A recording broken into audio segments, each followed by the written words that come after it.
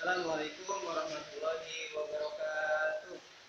Alhamdulillahirabbil alamin wassalatu wassalamu ala asrofil anbiya'i wal mursalin wa ala alihi wa sahbihi ajmain. Rabbi shrah li sadri wa yassir li amri wahlul 'uqdatam min lisani yafqahu qawli. Raditu billahi rabban wa bil islami dina wa bi Muhammadin sallallahu alaihi wasallam nabiyya wa rasulah. Rabbi zidna ilma warzuqna fahma, amin.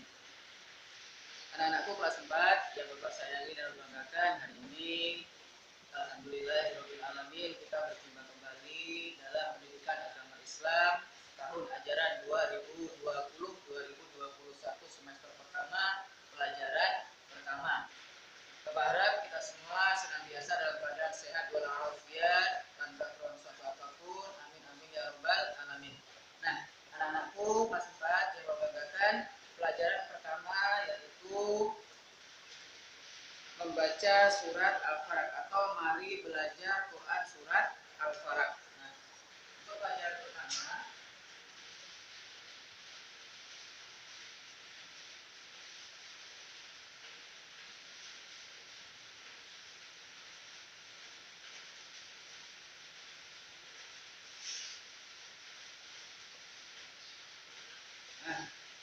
pertama yaitu mari belajar Quran surat Al-Falaq.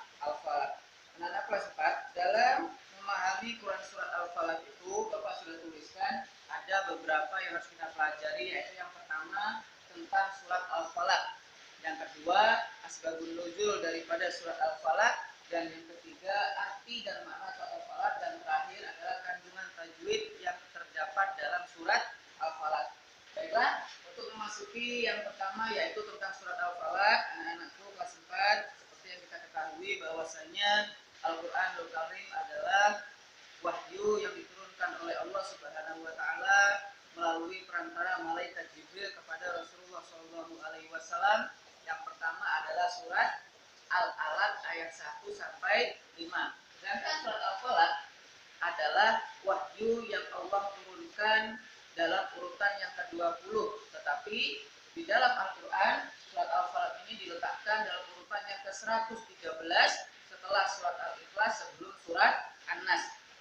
Nah, surat Al-Falaq ini adalah termasuk surat Makkiyah karena diturunkan oleh Allah di kota Makkatul Mukarramah, terdiri dari 5 ayat. Ya, surat Al-Falaq itu terdiri daripada 5 ayat. Al-Falaq, nama surat Al-Falaq diambil pada ayat pertama yaitu falak. Falak. Nah, falak ini berarti waktu subuh. Nah, surat Al-Falaq ini bersama dengan surat An-Nas disebut dengan surat Muawwidzatain. Surat Muawwidzatain. Perlindungan. Nah, bersama dengan surat An-Nas, surat ini disebut dengan surat Muawwidzatain, yang isinya yaitu tentang meminta perlindungan atau pertolongan kepada Allah Subhanahu wa taala. Nah, sedangkan arti daripada falak sendiri yaitu waktu subuh. Itu anak-anak sedikit tentang surat Al-Falaq. Nah, kita lanjutkan yang kedua yaitu asbabun nuzul surat Al-Falaq. Nah, sebelum kita masuk, Gabul mau tanya, apa sih asbabun nuzul? Nah, apa sih asbabun nuzul? Asbabun nuzul. Apa yang dimaksud asbabun nuzul, anak-anak? Nah, asbabun nuzul itu adalah sebab-sebab diturunkan. Kita tahu bersama bahwasanya Al-Quran itu diturunkan oleh Allah Subhanahu wa taala secara beransur-ansur. Tidak satu Quran blek gitu, tidak, tetapi secara beransur-ansur. Nah, diturunkannya Al-Quran ini pun pasti ada sebab musababnya. Tidak serta-merta tanpa alasan Allah menurunkan suatu surat kepada Nabi Muhammad SAW. Tetapi semua yang Allah turunkan itu ada alasannya, ada sebabnya, sehingga kenapa sih Al-Falaq ini diturunkan oleh Allah Subhanahu wa Diceritakan dari sebuah riwayat pada zaman Rasulullah Shallallahu Alaihi Wasallam, salah satu asbabun nuzul daripada surat Al-Falaq dan surat An-Nas adalah pada saat itu Rasulullah Shallallahu Alaihi Wasallam hendak disakiti oleh orang-orang kafir dengan cara ain, ya. Jadi pada saat itu Rasulullah hendak disakiti secara ain atau secara gaib. Nah, disakiti oleh orang-orang kafir secara ain atau secara gaib. Kalau di Indonesia seperti disantet, diteluh dan lain sebagainya. Nah, oleh karena itu Allah pun memerintahkan malaikat Jibril untuk menurunkan surat Al-Falaq dan surat An-Nas. Jadi sebab nuzulnya atau sebab turunnya adalah saat itu ketika Rasulullah diancam oleh orang-orang kafir untuk disakiti secara gaib. Nah, itu tadi sedikit daripada asbabun nuzul atau sebab-sebab diturunkannya surat Al-Falaq dan juga surat An-Nas. Nah, itu juga menjadi alasan kenapa surat Al-Falaq dan An-Nas disebut mu'awwidhatain, yaitu dua surat yang artinya memohon perlindungan kepada Allah Subhanahu wa Ta'ala. Sebelum kita masuk ke pembahasan ketiga, di sini ada yang ditanyakan anak-anak?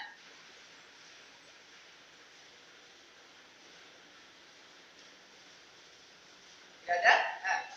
Nah, dalam mengamalkan surat An-Nas maupun surat Al-Falaq ini ada perbedaan ketika dibaca sebagai surat ataupun ketika dibaca sebagai doa.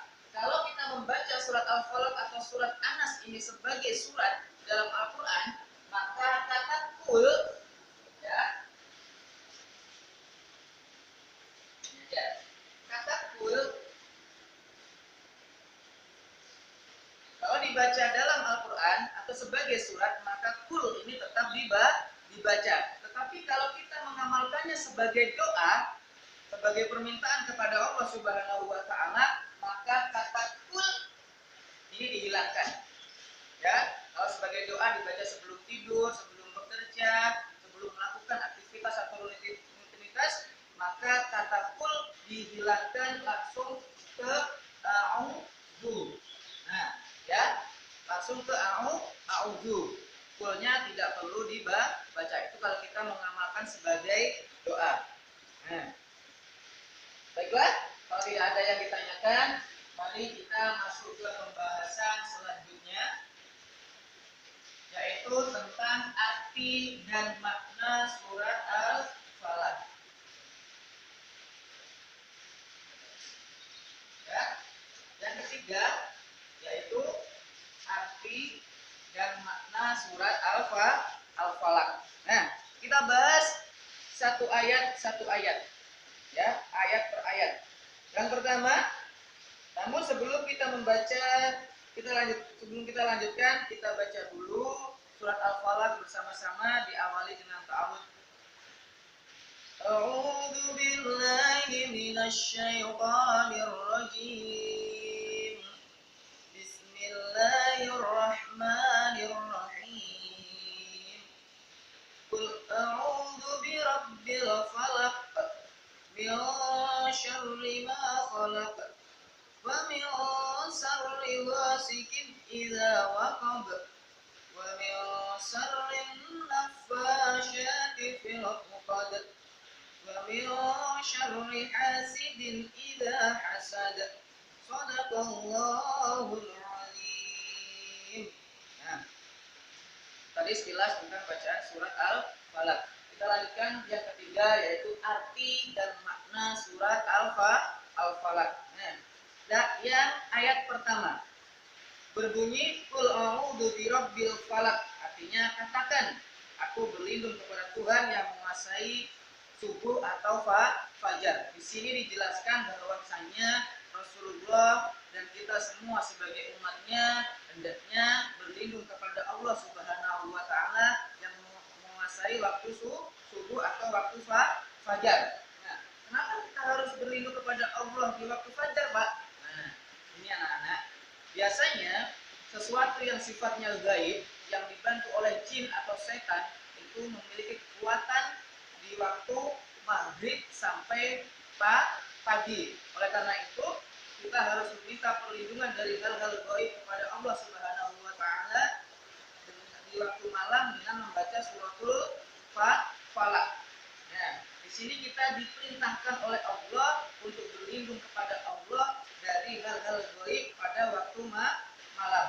Ayat yang kedua, min syarri ma khalaq, dari kejahatan makhluk yang Dia ciptakan. Nah, meminta perlindungan di waktu malam dari makhluk yang Allah ciptakan. Ingat, Allah itu disebut Khaliq karena Allah itu sang pencipta. Sedangkan selain Allah itu disebut makhluk atau ciptaan. Apa saja yang disebut makhluk, semuanya selain Allah itu disebut makhluk. Nah, kita harus meminta perlindungan kepada Allah Subhanahu wa taala sebagai pencipta terhadap kejahatan-kejahatan ciptaannya, semuanya termasuk manusia, jin, tumbuhan, hewan dan lain sebagainya.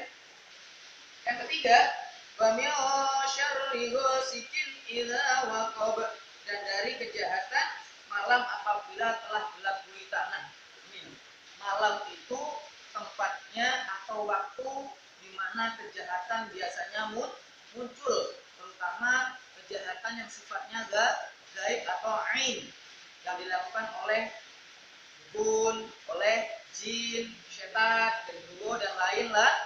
Makanya di waktu malam sebelum tidur kita disunahkan oleh Rasulullah SAW untuk banyak-banyak membaca ayat kursi dan juga banyak-banyak membaca surat Al-Falaq. Dilanjutkan ayat yang keempat. Wa min syarrin naffatsati fil 'uqad, dan dari kejahatan perempuan-perempuan penyihir yang meniup pada bubur-bubur talinya. Nah kan, pada malam hari biasanya seorang yang memiliki ilmu sihir atau ilmu hitam biasanya mengerjakan pekerjaannya itu di waktu malam, dikarenakan mereka biasanya dibantu oleh setan, yang mana setan ini kekuatannya akan berlipat ganda ketika waktu malam. Oleh karena itu Rasulullah SAW menyunahkan kita semua umatnya agar ketika maghrib atau azan maghrib dikumandangkan, semua keluarganya dimasukkan ke rumah, semua pintu dan jendela ditutup, wadah-wadah ditutup, karena pada saat itu setan itu berkeliaran, berhamburan kemana-mana untuk menyesatkan manusia. Untuk ayat ke-5, wa min syarri hasidin idza hasad, dan dari kejahatan orang yang dengki apabila dia dengki. Nah, ini salah satu kejahatan yang tidak nampak, yaitu watak atau sifat manusia seperti iri hati, dengki dan lain sebagainya. Kita meminta perlindungan kepada Allah dari perbuatan-perbuatan yang demikian. Nah, demikian arti dan makna daripada surat Al-Falaq. Ada yang ditanyakan anakku? Ada? Nah, kalau tidak ada yang tanyakan, Bapak harap apa yang Pak Guru sampaikan dari yang nomor 1 sampai nomor 3 tadi dapat kita pahami bersama, sehingga dapat memperluas khazanah ilmu kita tentang agama Islam. Amin amin ya rabbal alamin. Baiklah, untuk yang keempat kita lanjutkan. Nah, yang keempat yaitu kandungan tajwid yang ada dalam surat Al-Falaq. Dikarenakan kita ini masih kelas 4, maka Pak Guru akan memberikan ilmu tajwid yang dasar-dasar saja ya.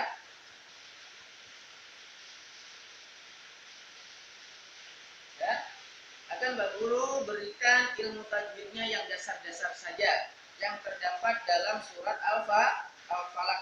Baiklah, yang pertama kalian perhatikan di ayat pertama.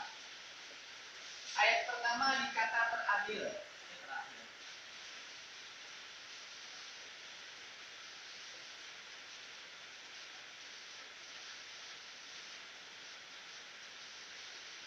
Nah, falaq. Nah, falaq ini mengandung apa? Mengandung hukum tajwid apa? Ya, betul. Tajwid namanya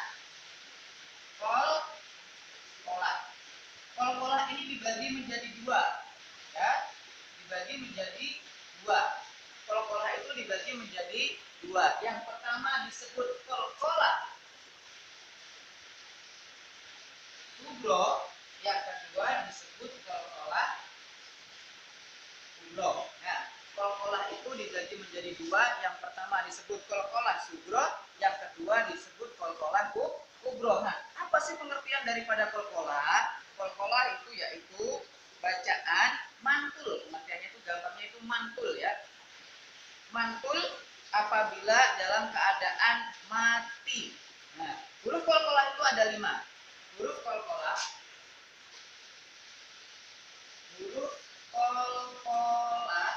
itu ada 5, yaitu apa anak-anak? Ba, jim, dal, ko, dan kof. Nah, ba, jim,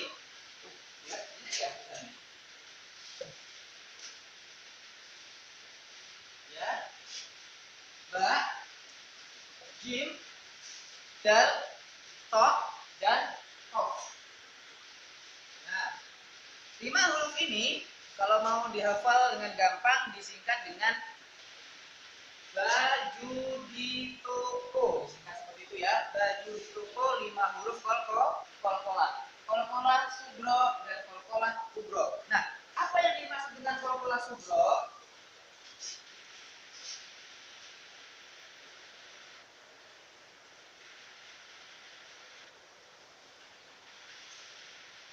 Nah, apa sih yang dimaksud dengan qalqalah subro? Qalqalah subro. Nah, qalqalah subro ini adalah apabila ada huruf qalqalah yang berada di tengah-tengah kata. Yang berada di tengah-tengah kata. Nah, contohnya apa? Contohnya qalqalah adalah huruf qalqalah yang berada di tengah kata. Contoh ya. Contohnya adalah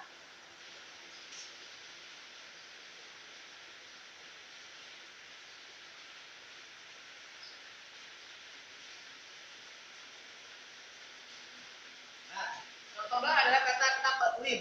Nah, itu huruf qalqalahnya yaitu qaf berada di tengah-tengah kata, maka qalqalahnya disebut qalqalah subro atau qalqalah kecil. Taqdim. Seperti itu ya. Enggak boleh enggak boleh. Jadi taqdim itu qalqalah subro. Nah, yang kedua adalah qalqalah kubro. Qalqalah kubro. Nah, qalqalah berarti mantul atau balik, sedangkan kubro berarti besar. Nah, berarti qalqalah kubro adalah huruf qalqalah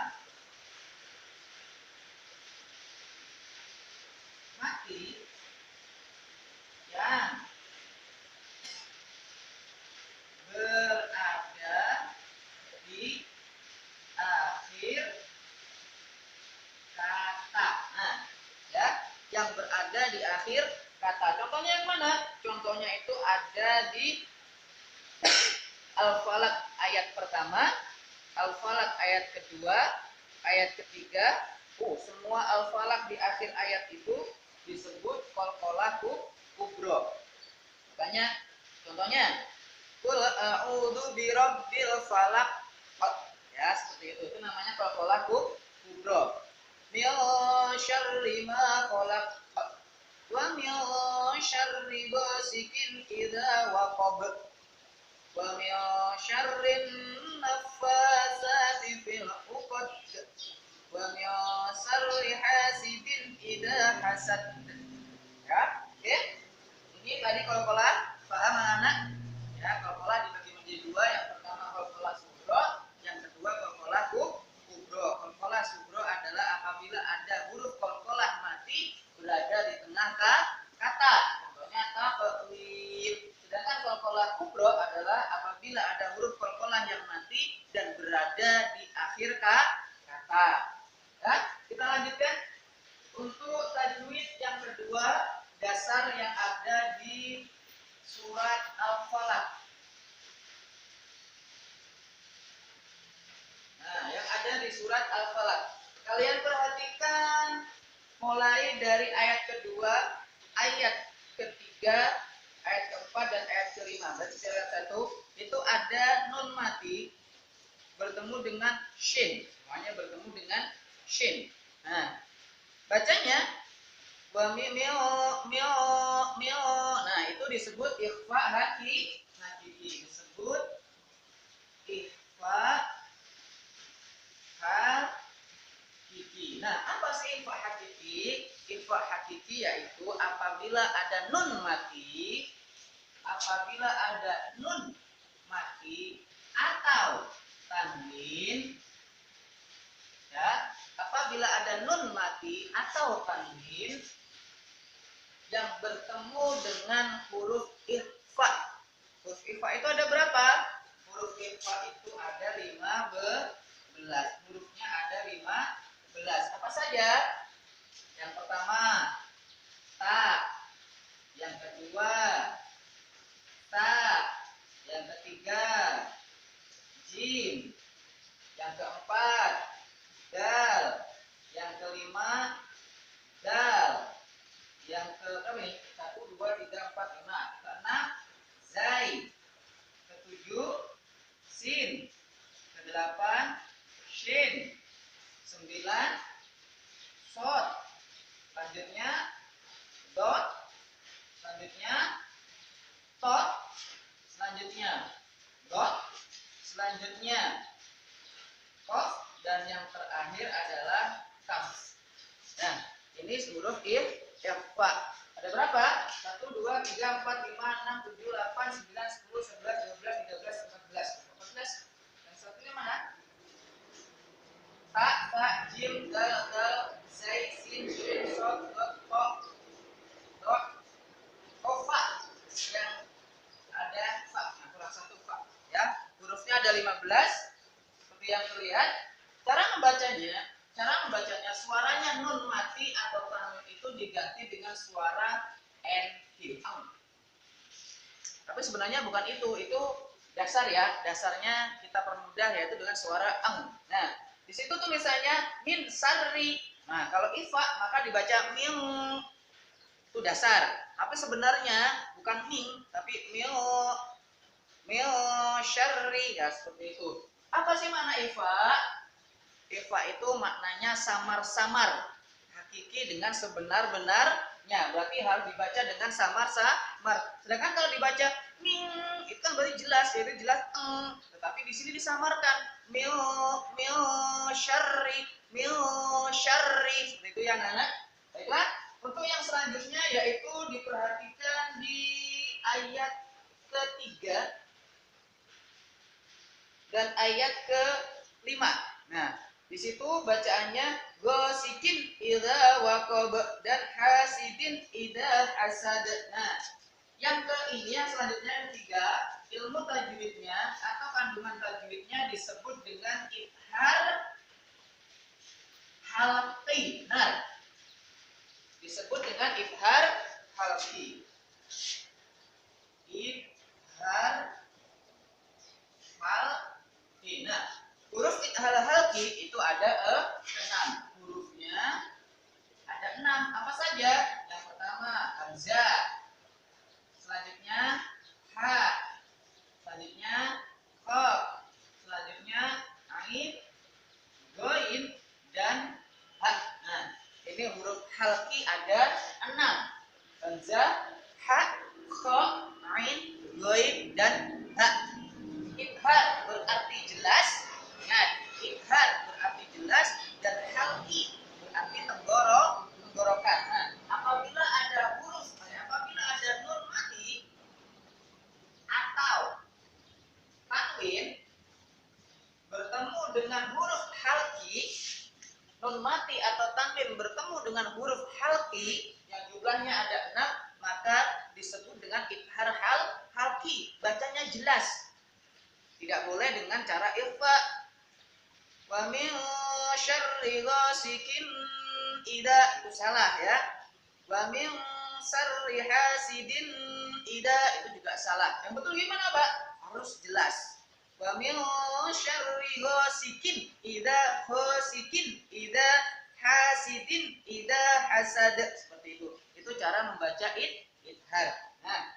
Nah, demikian dari Pak Vicky, yaitu tentang surat Al-Falaq, mulai dari tentang surat Al-Falaq, asbabun nuzul Al-Falaq, arti dan makna surat Al-Falaq, dan yang terakhir kita pelajari tadi adalah kandungan tajwid yang ada dalam surat Al-Falaq. Semoga apa yang Pak Guru sampaikan secara singkat ini dapat kalian pahami dengan baik, sehingga dapat menambah khazanah keilmuan kita, menambah kebaikan-kebaikan kita ke depannya. Amin amin ya rabbal alamin.